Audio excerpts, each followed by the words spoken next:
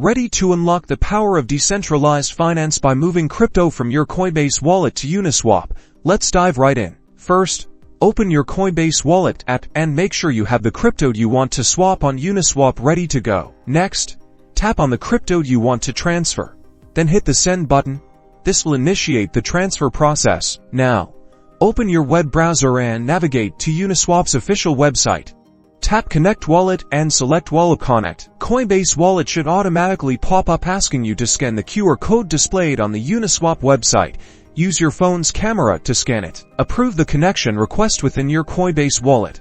This allows Uniswap to interact with your wallet and facilitate the swap. Tap on Uniswap. Choose the token you're sending from your Coinbase Wallet in the From field, and the token you want to receive in the To field. Enter the amount you want to swap. Uniswap will show you the estimated gas fees required for the transaction.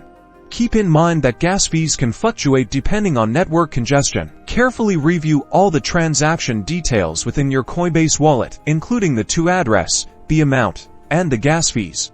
If everything looks correct, confirm the transaction. Wait for the transaction to be processed on the blockchain.